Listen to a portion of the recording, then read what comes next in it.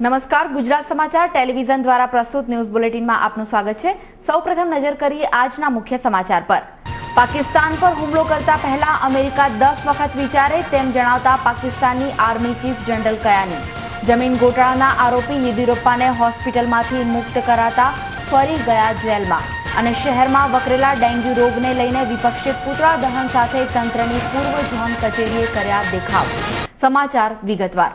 પાકિસ્તાનના સેનાધ્યક્ષ જનરલ અશરફ પરવેઝ કિયાનીએ જણાવ્યું હતું કે પાકિસ્તાનની સેના દેશના રક્ષણ માટે અમેરિકા દ્વારા અપાતી આર્થિક સહાય પર નિર્ભર નથી।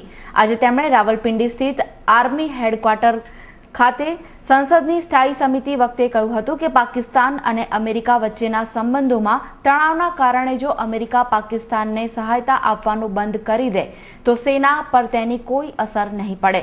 નોંધનીય છે કે પાકિસ્તાની સેનાએ સાંસદોને પહેલીવાર સેનાના હેડક્વાર્ટર અંગેની બાબતોની બાતમી આપી છે।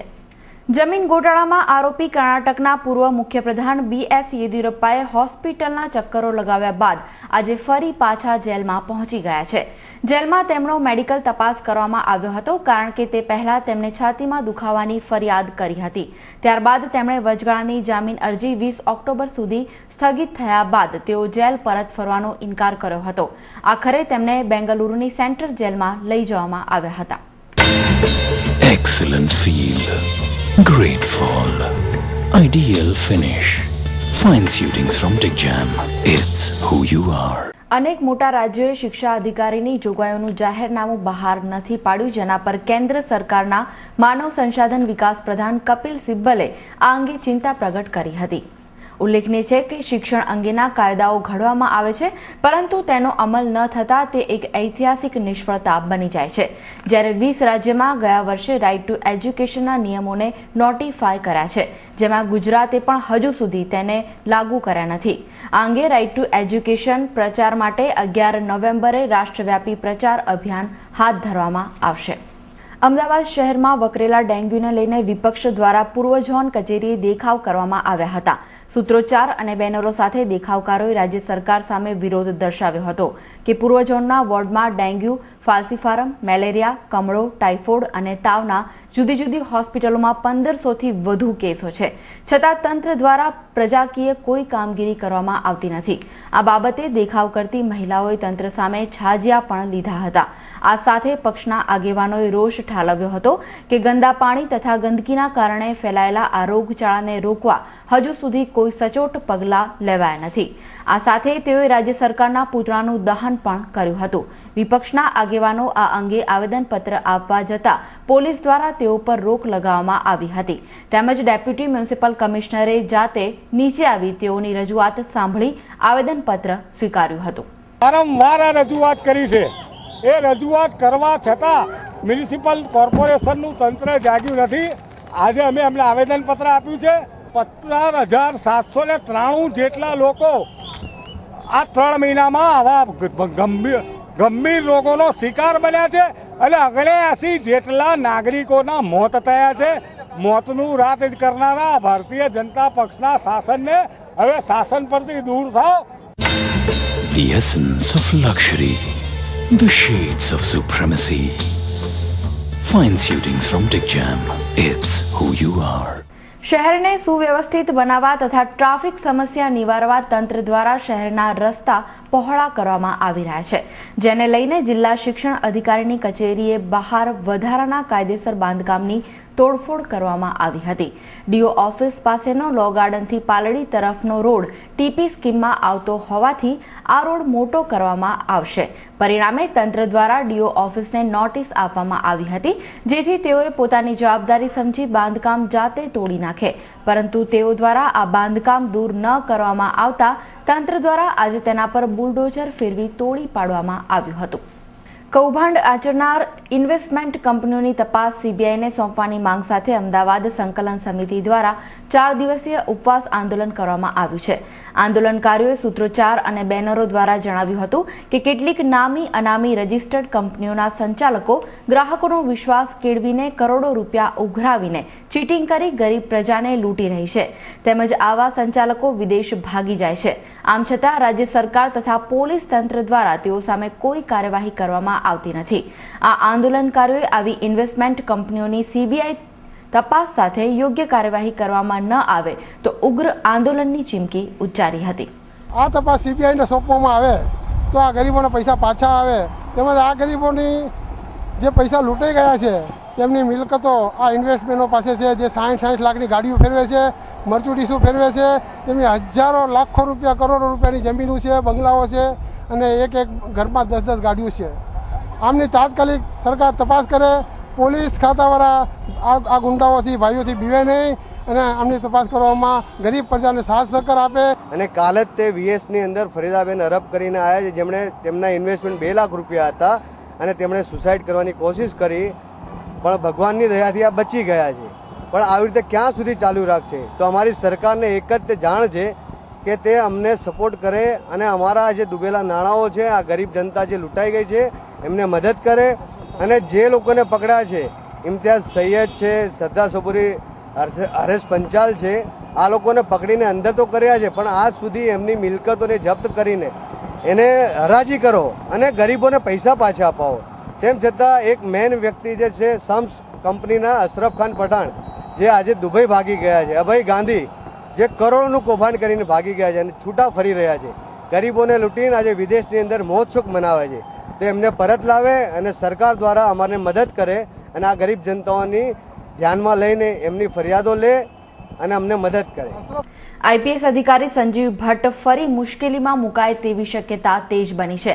પ્રાપ્ત માહિતી અનુસાર વસ્ત્રાપુર પોલીસ સ્ટેશનમાં નોંધાયેલ તુષાર મહેતાના ઈમેલ એકાઉન્ટ ઉપયોગ કરવાના પ્રકરણમાં ભટ્ટની ધરપકડ થાય તેવી શક્યતા છે।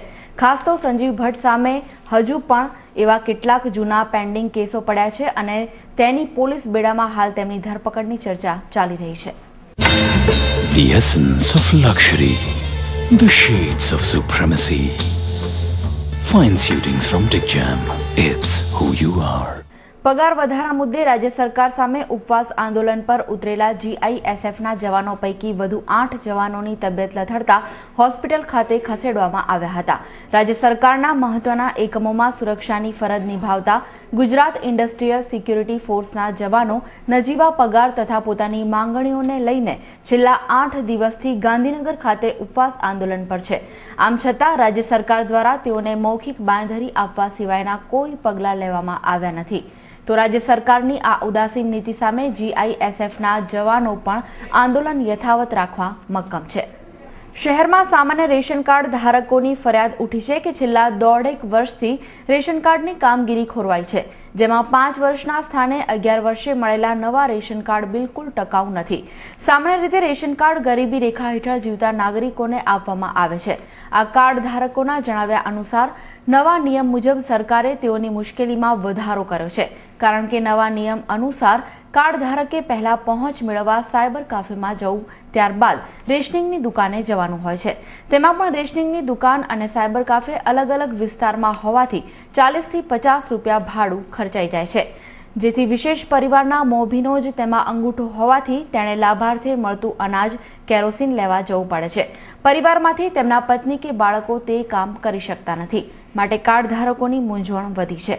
આ ઉપરાંત સામાન્ય ભણેલા અથવા તો બિલકુલ નિરક્ષર લોકો સાયબર કાફે અને કમ્પ્યુટરનો ઉપયોગ શી રીતે કરે તે પણ એક સવાલ છે। આમ 4-5 કિલો અનાજ અને થોડા લીટર કેરોસીન માટે ગરીબોને કરવો પડતો ખર્ચ કેટલો યોગ્ય છે? કમાવાળા એકલા જ છે, અમારે ઘરમાં 4 જણા ખાવાવાળા છે। પછી અમે ત્યાં ધંધા બગાડીને સાહેબ સાયબર કાફે જઈને પછી ત્યાં રાશન કાર્ડ લેવા આવીએ, બરાબર। રાશન કાર્ડમાં જે ચીજો મસ્તી વળે અમે 100 રૂપિયાની લેવાની હોય, પછી મારે ભાડાના 50 રૂપિયા બીજા ખર્ચવાના। ના સાહેબ, મારા નામના રાશન કાર્ડ હોય તો મારા જ અંગૂઠો પાડે ને, મારી પત્ની જાય કે મારા છોકરા જાય એને કોઈ મતલબ નહીં। ત્યાં તો સાયબર કાફેવાળા તો ના પાડી દે, બોલે તમારું નામનું રાશન કાર્ડ નથી, તમારા મિસ્ટરને છે એને લેતા આવો। ને ગરીબોની સાથે બધાને મજાક કરે છે, મસ્કરીઓ કરે છે સાહેબ। એ સાયબર કાફે જે વ્યવસ્થા છે એ બંધ કરી નાખે। શહેરના દાણી લીમડા વિસ્તારમાં 15 વર્ષના પુત્રએ જ તેની માતાની કરપીણ હત્યા કરી દેવાની ઘટનાએ ભારે ચકચાર મચાવી દીધી છે। માતા પુત્ર વચ્ચે થયેલી સામાન્ય બોલાચાલીમાં ઉશ્કેરાયેલા પુત્રએ માતાના શરીરને છરીના ઘા ઝીકી દઈ મોત નિપજાવી દીધું હતું। પ્રાપ્ત માહિતી અનુસાર ખોડિયાનગર સ્થિત રામાપીરના ચાલી ખાતે રહેતા લીલાબહેન સોલંકી ઉંમર 40 વર્ષ તેમના 15 વર્ષના પુત્ર સાથે સવારે નાનો ઝઘડો થયો હતો. બોલાચાલીમાં ઉશ્કેરાયેલા કિશોરે માતાની છાતીમાં તથા કમરના ભાગે છરીના જીવલેણ ઘા ઝીકી દેતા ત્યાં જ તેઓ ઢળી પડ્યા હતા. પુત્ર લોહીથી લથબથ માતાને જોઈને ત્યાંથી ફરાર થઈ ગયો હતો. આ ઘટનાની જાણ થતાં આસપાસના લોકો એકત્રિત થઈ ગયા હતા અને દાણી લીમડા પોલીસે હત્યાનો ગુનો નોંધી કિશોરની ધરપકડ કરવા તપાસ હાથ ધરી છે. खट्टी मीठी जिंदगी तुमसे ही हर खुशी You're the one for me baby you're the one for me खिल रहे हैं रंग सभी You're the one for me